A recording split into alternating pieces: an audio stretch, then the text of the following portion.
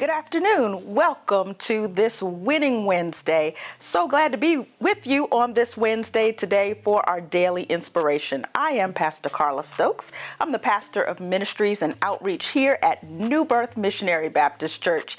I'm so grateful that our senior pastor, Dr. Jamal Bryant, has given us this opportunity to come together in the afternoons to receive inspiration from the Lord. And if you've been missing this week, come on, you've got to catch up every weekday at 12:30 p.m. The pastoral team is right here dropping nuggets that will help you throughout your day.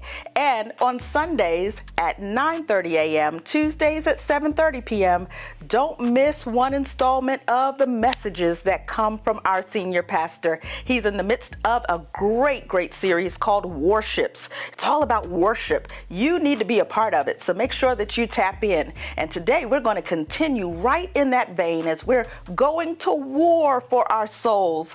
I want you to know that you win. You have already won the battle, and we're going to give you some strategies that will help you to make sure that you experience the fullness of your win. You know what I mean? So I want you to let us know where you're from. Go ahead and type in the chat. Please give us your first name and what city and state or country you're from, because this is a great time of fellowship for us all together.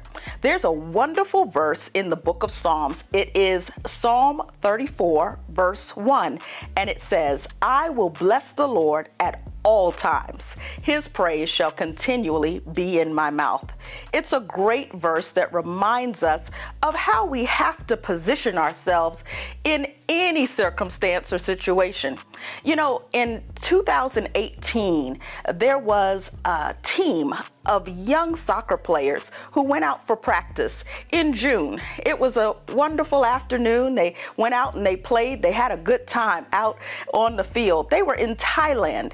And on that day, June 23rd, 2018, when they finished their practice, they went exploring in the caves.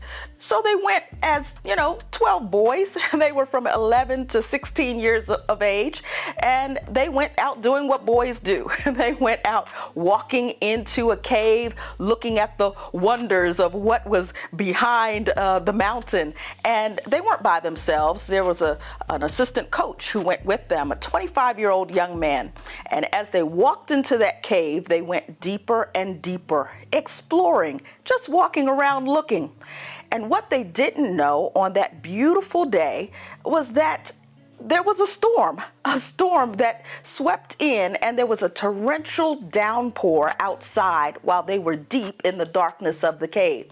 When they turned around to go back out, they weren't able to get out of the cave. Why? Because the floodwaters began to rise. The water was coming up so quickly that they didn't know what to do, so they turned around and went back into the cave to see if there was another way out. Well, soon they figured out, you know what? There is no way out. The water was too high to walk through. It was too deep to swim through, too dark to see even their hand in front of their face. So they said, you know what? We'll just bed down for the night. They found a little spot within the cave where they could climb up and they had a pocket of air. And they saw water trickling down the side of the inside of that cave. So they drank the water that came out of the rock. That's a whole message by itself. But while they were in that cave, the first night went by and they said, oh, we'll get out tomorrow. The next day came, and in fact, they found the waters had risen higher. You see, it was June, and typically the storms would come in July. July to November is when the rainy season is in Thailand, where they were. And there was a sign outside of the cave that said, danger, don't enter from July to November. But it was June. So they entered the cave thinking that they would just have a great afternoon and come back out and go home. 17 days later, those boys were rescued. 17 days in a cave with no food, 17 days having to survive, but they made it. On day 15, they heard a noise, and they went to explore, where's this noise coming from? Lo and behold, the Navy SEALs had come to rescue them. It took them 3 days to get those boys out, but all 12 of the boys and their coach made it out alive. When the doctors checked them out, they found that the boys were all in great health. They found that they were all mentally sound. How did they survive the cave for 17 days? How did they make it when it was so dark that they couldn't see? How did they survive not knowing if they'd be dead or alive? They kept hope alive. The coach every day would encourage them and tell them that they were going to get out. They thought about how to get out. They went to work. They got rocks from inside the cave and they started digging holes. These boys were digging every day. They dug so much. They dug 16 feet into the wall of the cave. They were trying to get to the outside. They did everything they could. They didn't have anything to eat, so they drank the water that came from the rock. And this is interesting. They said that what they did while they were hungry and their stomachs were rumbling, they didn't think about food. They said their favorite food for all of the boys is fried rice. But the boys made a decision. We are not going to think about our favorite food. Instead, they prayed and they meditated. These teenage and preteen boys in Thailand, in a dark cave, prayed every night together, and they meditated. They thought good thoughts. They thought about what it would be like when they get home. They thought about their birthday parties. They thought about playing together again, running free on the soccer field. Their prayers and their meditation helped them to never give up hope. They kept hope alive, and they were alive to see another day. In Psalm 34, verse 1, we find David. David, yes, man after God's own heart.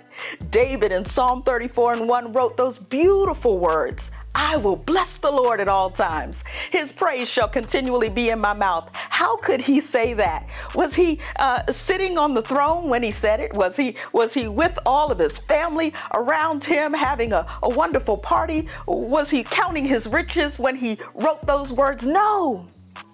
David was in a cave. David found himself running from King Saul. David wasn't even the king at that time. He found himself in a place where somebody was coming after him. Saul was looking to kill him. Saul was on his track.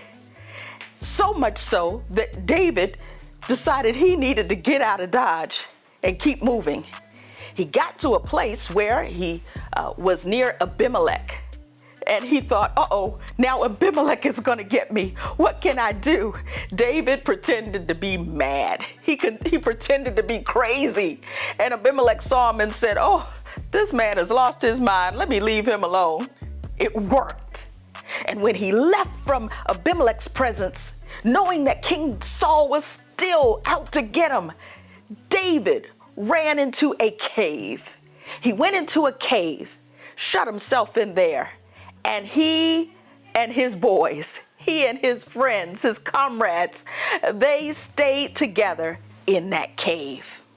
And it was in that place, in the darkness, where you can't see your hand in front of your face, in that cave where he didn't know if Saul and his army were outside on the other side coming in to get him, in that cave where he didn't have a pillow or a plush Posturepedic mattress. It was there in that frightening moment that David wrote the psalm that says, I will bless the Lord at all times. His praise shall continually be in my mouth.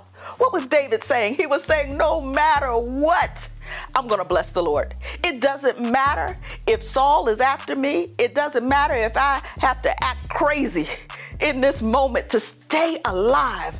I'm going to praise God. I will bless the Lord. Listen, he made a declaration. Those first two words, I will. Just type those in the chat for me. I will. Just those two words. He made a decision that no matter how I feel, no matter what's going on around me, this is what I'm going to do. Humans have a soul. Our soul is made up of our mind, our will, and our emotions. He employed his will. He said, I will bless the Lord. Bless in that verse is a Hebrew word, barak, and it means to kneel down. When you kneel, you get in a posture of deference. It's a posture that says, I reverence the person that I'm kneeling before more than myself. Kneeling down, it's what people do when they come before the presence of someone great, a king, for example. Hey, it's also what men do when they decide to propose to a nice lady. They kneel, they get on one knee and say, you are more important to me than I am to myself. They make covenants on their knees. David was saying, I will always reverence God. No matter what I go through, I will not let my circumstances distract me from my praise. I will always see God as sovereign. I will always remember that he's in control. I will always remember that God is the one who fights for me. I will defer to the plan of God. I say, Lord, have your way. Your way is best. I will bless the Lord at all times. Can you type that whole phrase in the chat for me, please? I will bless the Lord at all times. The second part of that verse says, and his praise shall continually be in my mouth. So not only will I constantly defer to God, but I will continually praise my God. The Hebrew word there for praise is tehillah. It's a word that means song of praise and thanksgiving. It's a song that says, Lord, I thank you. It's what those boys did when they were in the cave. They didn't focus on what they didn't have. They focused on what they did have. Listen, we've got to be in such a state of mind that we decide, I'm not going to focus on what I don't have today. I'm going to focus on what I do have. I'm not going to focus on what I don't have. I'm going to focus on who I do have. That is a decision of our will.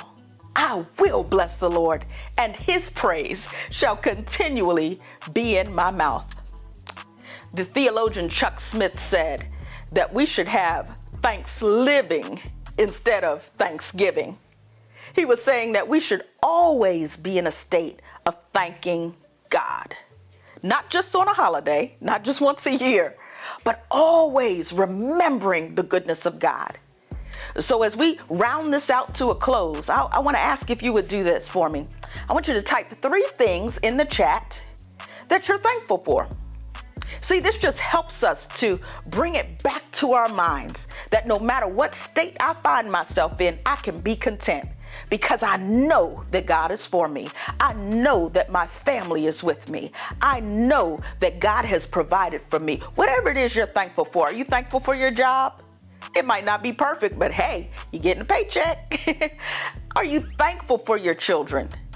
Not focusing on what they don't do right, but thankful that God trusted you to be their caregiver.